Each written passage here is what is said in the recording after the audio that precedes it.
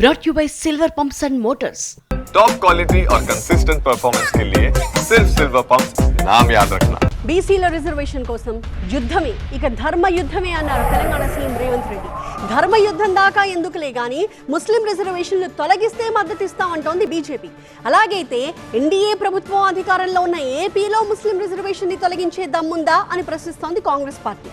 ఇదే రిజర్వేషన్లపై రేవంత్ రెడ్డిని టార్గెట్ చేసింది బీఆర్ఎస్. కేంద్రాన్ని ఒప్పిస్తానని ఢిల్లీకి వెళ్లిన రేవంత్ రాహుల్ గాంధీని కూడా ఒప్పించలేకపోయారు అంటూ విమర్శించింది.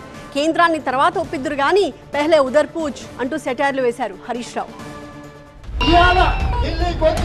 ఆనాడు కురుక్షేత్రం సందర్భంగా ఒక మాట చెప్పారు, ఆయనను పోయి రావలను హస్తినకు అని యుద్ధానికి ముందు కురుక్షేత్ర యుద్ధానికి ముందు పెద్దలు చెప్పారు.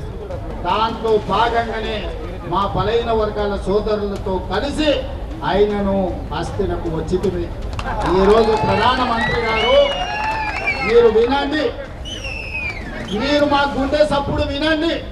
బీసీలకు 42% రిజర్వేషన్ బిల్లును చట్టం చేయాలంటూ ఢిల్లీలో కాంగ్రెస్ చేసిన ధర్నాను బీజేపీ తప్పుపట్టింది. బీసీలకు అన్యాయం చేయడానికి ఈ బిల్లును తెచ్చారన్నారు కేంద్ర మంత్రి బండి సంజయ్, బీజేఎల్పీ నేత మహేశ్వర్ రెడ్డి. ఇదంతా కాంగ్రెస్ ఫెయిల్యూర్స్ ను కప్పిపుచ్చుకునే స్కెచ్ అని విమర్శించారు.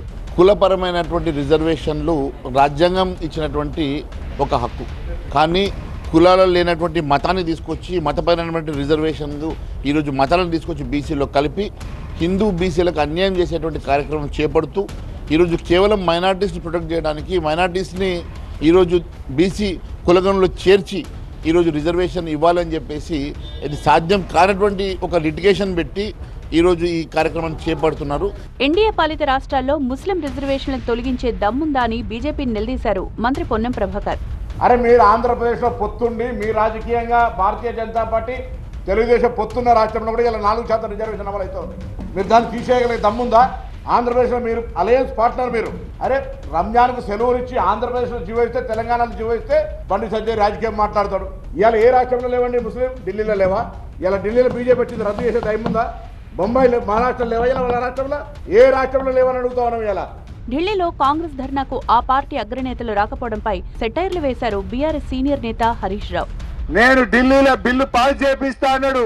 ఢిల్లీలో పోయి ధర్నా పెడితే చివరికి రాహుల్ గాంధీ ముఖం చాటేసింది. నేను అడుగుతున్నా రేవంత్ రెడ్డి గారు, నువ్వు రాహుల్ గాంధీనే ఒప్పియలేదు, నువ్వు కేంద్ర ప్రభుత్వాన్ని అడికెళ్ళి ఒప్పిస్తావు. నువ్వు ఢిల్లీలో ధర్నా పెడితే రాహుల్ గాంధీ ఢిల్లీలో ఉండి నీ ధర్నాకు రాలేదంటేనే నీ పతార ఏ పార్టీదో, బీసీల మీద నీ ప్రేమ ఏ పార్టీదో అర్థమైతా ఉంది.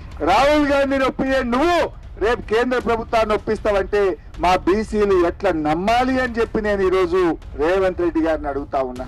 బీసీలకు 42% రిజర్వేషన్లు కల్పించాలి అన్న చిత్తశుద్ధి కాంగ్రెస్ ప్రభుత్వానికి ఉంటే గవర్నర్ సంతకం తీసుకుని రిజర్వేషన్లు అమలు చేయాలి అన్నారు మాజీ మంత్రి శ్రీనివాస్ గౌడ్. మరోవైపు కేంద్రం బీసీ రిజర్వేషన్లకు చట్టబద్ధత కల్పించే వరకు తమ పోరాటం ఆగదన్నారు కాంగ్రెస్ నేతలు.